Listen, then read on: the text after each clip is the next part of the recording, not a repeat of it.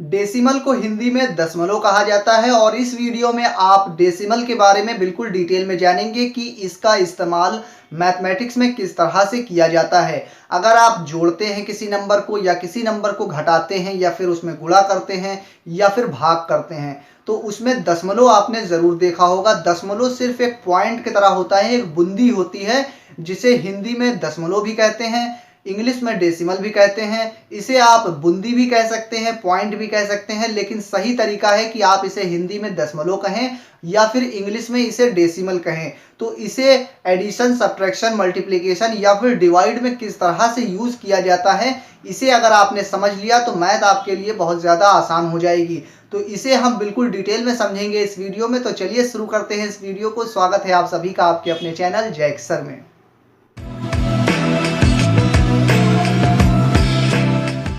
तो डेसिमल यानी कि दशमलव को समझाने के लिए मैंने आपके लिए सबसे पहले एक जोड़ का एग्जाम्पल लिया है, यानी कि एडिशन का एग्जाम्पल लिया है। इसे हम समझाएंगे, उसके बाद आपको माइनस किस तरह से किया जाता है डेसिमल के साथ में, मल्टीप्लाई किस तरह से किया जाता है और डिवाइड किस तरह से किया जाता है, ये सब हम आपको इस वीडियो में सिखाएंगे। तो सबसे पहले आप देखिए कि एडिशन यानी कि ऐड किस तरह से किया जाता है नंबरों को अगर उसमें डेसिमल लगा हो। डेसिमल आप सबसे पहले देख लीजिए, इस बूंदी को कहा जाता है। किसी नंबर के बीच में आपने इस तरह की बूंदी यानी कि पॉइंट देखा होगा, इसे आप बूंदी कहिए या फिर पॉइंट कहिए, कोई दिक्कत की बात नहीं है। लेकिन सही तरीका ये है कि हिंदी में इसे दशमलव और इंग्लिश में डेसिमल कहा जाता है, ये चीज़ आप जान लीजिए। इसको समझाने से पहले मैं आपको एक चीज़ ये भी समझा दूँ, इसको जोड़ने से पहले एक चीज़ ये देख लीजिए। अगर मान लीजिए यहाँ पर लिखा होता 26 अगर लिखा होता, ठीक है, और यहाँ पर तो लगा हुआ है डेसिमल, तो आपको दिखाई दे रहा है यहाँ दशमलव लगा है, यहाँ दशमलव लगा है, लेकिन इसमें दशमलव नहीं लगा हुआ है। तो आप कैसे समझेंगे कि इसमें दशमलव कहाँ लगा है? इसमें दशमलव यहाँ लगा है कि यहाँ लगा है कि यहाँ लगा है, कहाँ पर लगा है, आप कैसे समझेंगे? ठीक है, अगर किसी नंबर में दशमलव लगा हुआ है तो आपको दिखाई देगा, आप समझ जाएंगे आसानी से। लेकिन अगर किसी नंबर में दशमलव नहीं लगा हुआ है तब आप अपने मन से मान लीजिए कि उस नंबर के सबसे राइट में यहाँ पर दशमलव होता है, यहाँ पर, और उसके बाद में सिर्फ 0 0 0 0, बहुत सारे 0 0 हैं और उन जीरो का कोई मतलब नहीं होता है। अगर ये 26 लिखा था तो आपको कितना दिखाई दे रहा था? यहाँ 26 लिखा है, हमने दशमलव लगा के 0 0 0 लिख दिया, उसके बाद भी तो 26 ही लिखा है। लेकिन अगर किसी नंबर में दशमलव के बाद में कोई नंबर होता है, जैसे दशमलव के बाद कोई नंबर है, तब दशमलव लगा दिया जाता है। लेकिन दशमलव के बाद सिर्फ 0 0 है तो जीरो का कोई मतलब नहीं होता है और इस दशमलव लगाने का कोई मतलब नहीं होता है, इसलिए दशमलव नहीं लगाया जाता है। लेकिन अगर दशमलव के बाद में कोई नंबर है तो दशमलव लगा दिया जाता है। मान लीजिए इसके बाद में अगर 1 2 3 कोई नंबर यहाँ पर होता तो यहाँ पे दशमलव लगाना जरूरी होता, लेकिन कोई नंबर नहीं है, सिर्फ 0 0 है तो जीरो का कोई मतलब नहीं होता और दशमलव फिर लगाने की भी कोई जरूरत नहीं, आप ऐसे ही समझ जाएंगे 26 लिखा हुआ है। तो ये चीज़ आप समझ गए। अगर दशमलव लगा है तो आपको दिखाई देगा, नहीं लगा हुआ है तो किसी भी नंबर के सबसे लास्ट में राइट साइड में दशमलव होता है, ये बात आप समझ गए। अब देखिए इस नंबर को किस तरह से जोड़ा जाता है, किस तरह से ऐड किया जाता है, इसे देखिए। किसी भी नंबर को जोड़ने से पहले आप इस बात को देख लीजिए कि इसमें नंबर कौन सा बड़ा है। इसमें नंबर 245 बड़ा है या 18 बड़ा है? 245, तो सबसे पहले आप 245 लिख लीजिए, 245 दशमलव या 245.67 लिख लीजिए। उसके बाद छोटा नंबर है 18.3, तो इससे लिखिए यहाँ पे 18.3। इस बात का आप इसमें ध्यान रखिए, जब भी नंबर को जोड़ा जाता है तो डेसिमल के नीचे डेसिमल होना चाहिए, इस बात का खास ख्याल रखिए, क्योंकि अगर इस बंदी को आप इधर कर देंगे उधर कर देंगे तो आपका आंसर गलत आएगा। तो इस बात का आप ध्यान रखेंगे। उसके बाद जोड़ेंगे कि दशमलव के नीचे दशमलव होना चाहिए, बाकी नंबर कहीं भी हो उससे हमें कोई मतलब नहीं है। 3 के बाद कोई नंबर नहीं है तो आप अपने मन से मान लीजिए कि इसके बाद 0 होगा। अगर कोई नंबर नहीं तो समझ लीजिए 0 लगा हुआ है, ठीक है। तो यहाँ 7 है और यहाँ पे क्या है, इसको ऐड करना है। 7 और 0 जोड़ेंगे तो 7 आएगा, 6 और 3 जोड़ेंगे 9 आएगा, 5 और 8 जोड़ेंगे 8 और 5 13, 13 की 3 हासिल, यहाँ 1 लग जाएगी, 4 1 5 और 1 6 हो जाएगा जोड़ के, और 2 के नीचे कोई नंबर नहीं है तो यानी कि सिर्फ 2 उतर के आ जाएगा नीचे। दशमलव के नीचे दशमलव होना चाहिए, तो जोड़ने के बाद भी फाइनल यहाँ पे दशमलव आना चाहिए, यानी कि आपने देखा दशमलव के नीचे दशमलव ही होना चाहिए अगर आप जोड़ रहे हैं तो। सबसे पहले बड़ा नंबर लिखेंगे फिर छोटा नंबर लिखेंगे, जो भी है दशमलव के नीचे दशमलव होना चाहिए, इस बात का आप ध्यान रखेंगे। जोड़ने के बाद भी फाइनल आपका दशमलव के नीचे ही दशमलव होना चाहिए। तो इस तरह से आपका जोड़ा जाता है इन नंबरों को। आइए अब देखते हैं माइनस किस तरह से किया जाता है अगर डेसिमल हो किसी नंबर में। तो आइए अब देखते हैं कि माइनस किस तरह से किया जाता है। तो इसके लिए मैंने आपके लिए एग्जांपल लिया है 131.1 माइनस 10.02। ये एग्जांपल है, इसे हम देखेंगे किस तरह से घटाना है। तो घटाने के लिए आपको मालूम है सबसे पहले जो बड़ा नंबर है 131.1 वो वैसे ही लिख लीजिए। उसके बाद जो छोटा नंबर है 10 है, तो यहाँ हम लिखेंगे 10 और दशमलव के नीचे दशमलव ही आना चाहिए, इस बात का आप खास ख्याल रखेंगे।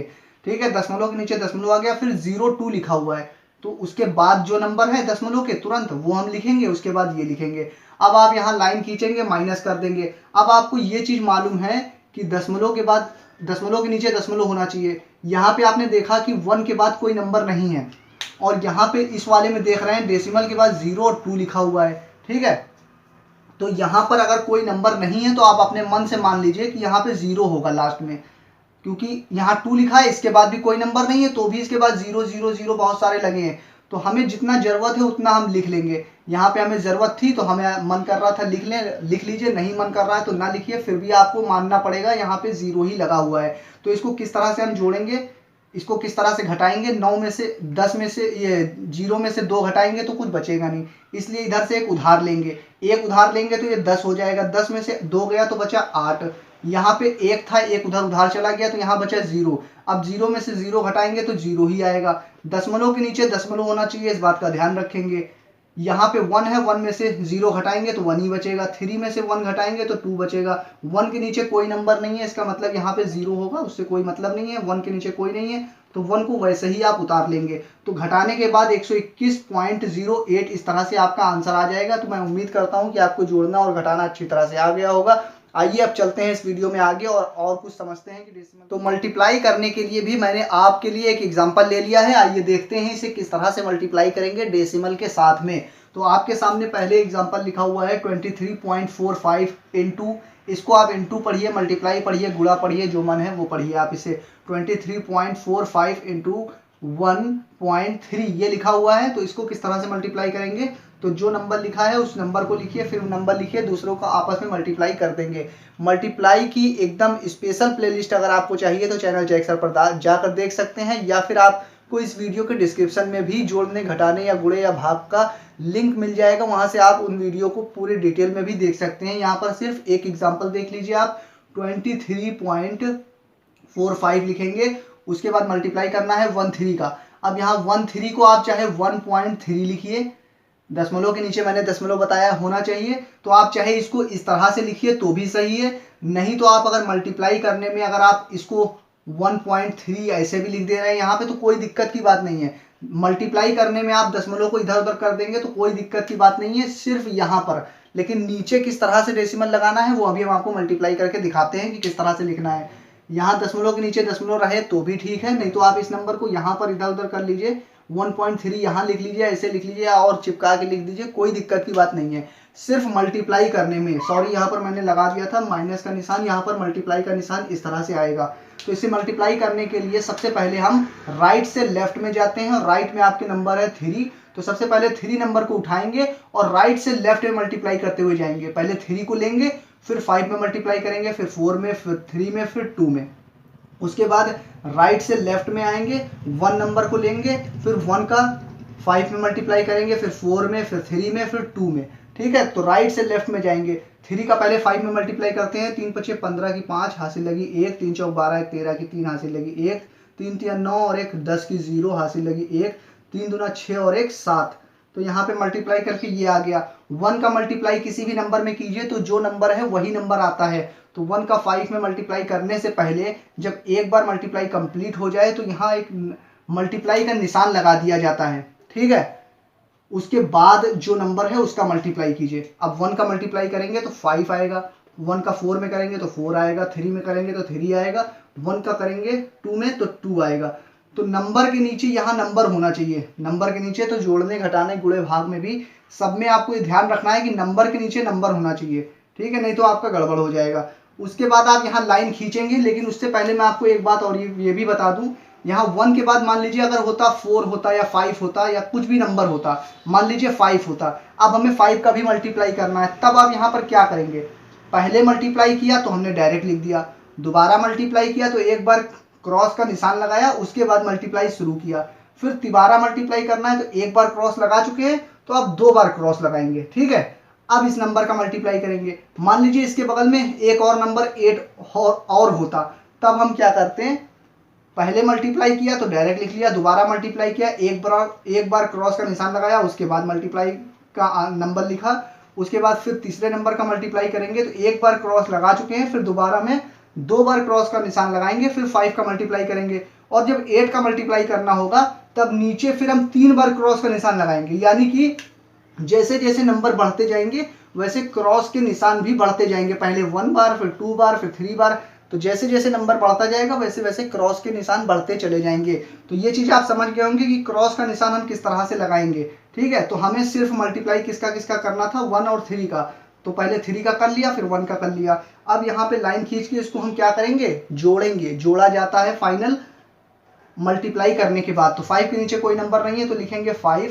3 और 5 को जोड़ेंगे तो हो जाएगा कितना, 8 हो जाएगा। 0 और 4 को जोड़ेंगे तो 4 आएगा। 7 और 3 को जोड़ेंगे तो 10 आएगा। 10 की 0 लिखेंगे। हासिल लगा 1, 1 इसके ऊपर लगा, 1 और 3, 2 और 1 जोड़ के हो जाएगा 3।